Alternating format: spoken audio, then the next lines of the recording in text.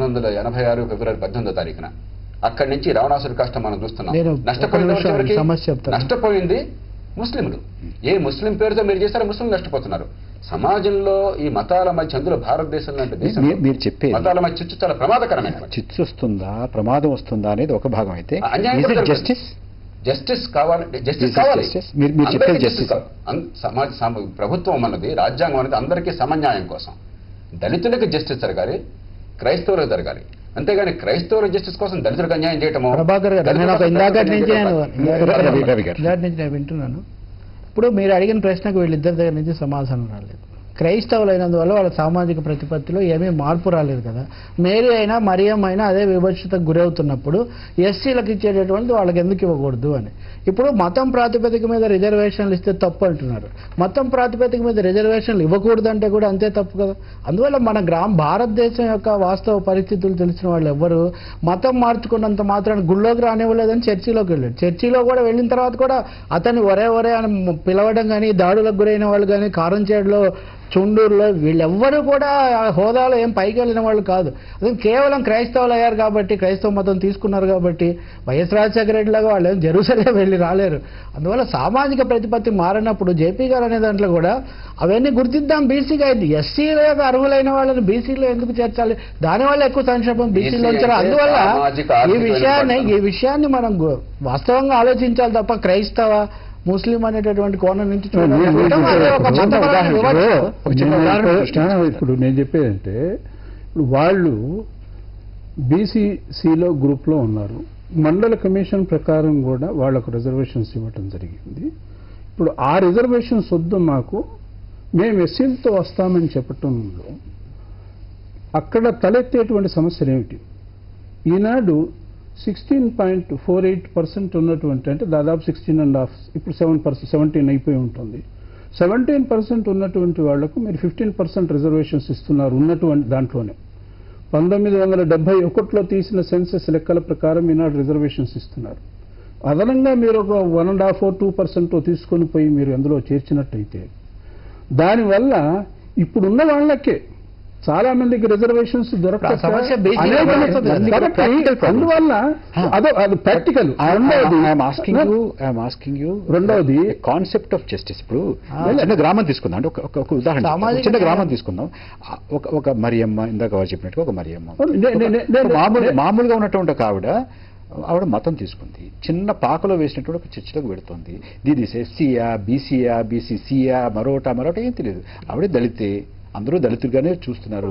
ఆవిడ కూడా ఆవిడ దళితుడిగానే చూసుకుంటుంది. శ్రీరాముడికి బదులు జీసస్ క్రైస్ట్కి నమస్కారం పెట్టారు. నేను క్వశ్చన్ అది కాదండి, మీరు ఏ బేసిస్ మీద ఎస్సీస్కి రిజర్వేషన్స్ ఇచ్చారన్నటువంటి దాన్ని పూర్తిగా తీసి, అదే కదా సామాజిక వివక్షకు వీళ్ళు గురి కావడం లేదా? ఏ సామాజిక సమస్యను సాంకేతికంగా మతపరంగా చూడాల్సిన అవసరం ఏమొచ్చింది? మీకు తెలుసు, మీకు దళితుల సమస్య మీకు బాగా తెలుసు అందరికంటే. రవి గారు, బీసీలకు కూడా రిజర్వేషన్ ఇదే ఆలోచించి ఇచ్చారు కదా. అనేక కమిషన్ల రిపోర్ట్ కూడా ఏం చెబుతోందంటే, కొన్ని ప్రాంతాల్లో షెడ్యూల్డ్ కులాల కంటే కూడా మరీ హీన స్థితిలో బీసీలు ఉన్నారు. కాబట్టి ఇప్పుడు ఈ పండోరా బాక్స్ను మీరు ఓపెన్ చేసి వాళ్ళందరినీ కూడా తీసుకొచ్చి అందరినీ కట్టగట్టి మనం దళితులు అందామా? ఇప్పుడు ప్రాక్టికల్గా జరగబోయేది ఆలోచన చేయండి.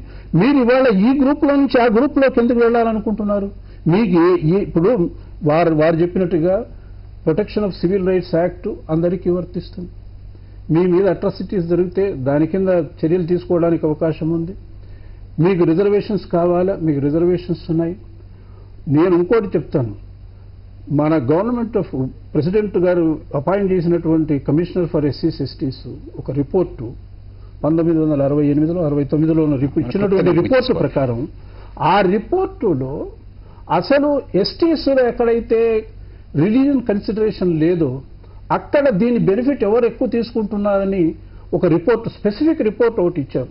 దాంట్లో చాలా స్పష్టంగా చెప్పింది ఏంటంటే, the 90% of the reservations meant for the STs are being taken by the people who profess Christianity.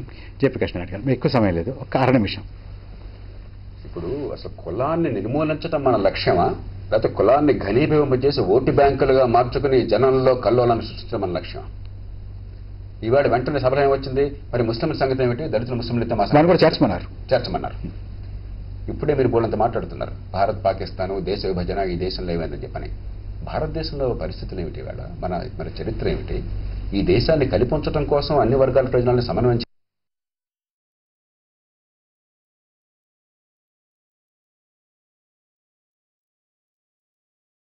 దళితుల రిజర్వేషన్లు తీసేయకూడదని, దళితుల కన్యాయం జరగకూడదని కోరుతున్నారు. అంతే క్రైస్తవ కన్యాయం జరగాలని కోరుతున్నారు, దళితుల కన్యాయం చేయాలని కోరుతున్నారు. ఇప్పుడు మన చర్చను ముగించుకుందాం. బంగారు లక్ష్మణ్ గారు, తెలకపల్లి రవి గారు, జయప్రకాష్ నారాయణ గారు, మా ప్రాంగణానికి వచ్చి మీ విలువైన అభిప్రాయాలు మాకు తెలియజేసినందుకు ధన్యవాదాలు.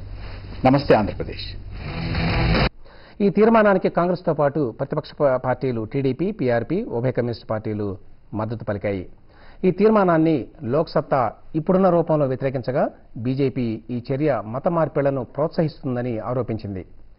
మతం మార్చుకున్నా దళితుల పరిస్థితుల్లో మార్పు లేదని, అందుచేత మతంతో సంబంధం లేకుండా కులాన్ని బట్టే రిజర్వేషన్లు ఇవ్వాలని దీని అనుకూలురు పేర్కొంటున్నారు.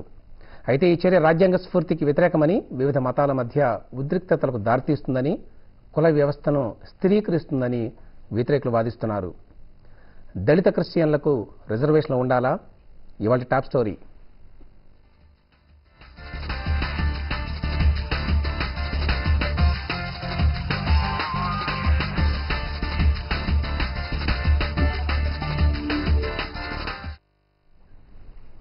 ఈ అంశంపై చర్చించేందుకు లోక్సభ అధ్యక్షుడు డాక్టర్ జయప్రకాష్ నారాయణ్, అలాగే బీజేపీ రాష్ట్ర ప్రధాన కార్యదర్శి ఎన్వీఎస్ఎస్ ప్రభాకర్, అలాగే retired IGF police G Alfred గారు మన స్టూడియోలో ఉన్నారు. స్టూడియోకి వచ్చినందుకు మీ అందరికీ ధన్యవాదాలండి. ముందుగా ఆల్ఫ్రెడ్ గారు, ఇవాళ రాష్ట్ర అసెంబ్లీలో చేసిన తీర్మానాన్ని మీరు స్వాగతిస్తున్నారా? తప్పకుండా స్వాగతిస్తున్నామండి. కారణం ఏంటంటే మన అందరికీ భారతదేశ చరిత్ర తెలుసు. తరతరాలుగా సామాజికంగా, ఆర్థికంగా అణచివేతకు గురై అంటరానితనానికి బాధితులైనటువంటి దళితులకు న్యాయం చేకూర్చాలనేటువంటి ఏకైక లక్ష్యంతో 1950 సంవత్సరంలో రాష్ట్రపతి ఉత్తర్వులు జారీ చేశారు. వారికి కొన్ని రాయితీలు కల్పించారు. ఆ రాయితీలు కల్పించినప్పుడు హిందూ మతాన్ని ఆచరిస్తున్నటువంటి దళితులకు మాత్రమే ఈ రాయితీలు వర్తిస్తాయని చెప్పేసి ఆ రాష్ట్రపతి ఉత్తర్వులో పేర్కొన్నారు. అటు తర్వాత సిక్కులను, బౌద్ధులను కూడాను ఈ రాయితీలు వారికి విస్తరింపజేశారు. ఇక దళితులుగా ఉంటూ వివిధ మతాల్లో ఉన్నటువంటి వారు, క్రైస్తవ మతాన్ని ఆచరిస్తున్నటువంటి వారు, అలాగే ఇస్లాం మతాన్ని ఆచరిస్తున్నటువంటి వారు. అయితే ఇది ఒక విధంగా చెప్పాలంటే వివక్ష.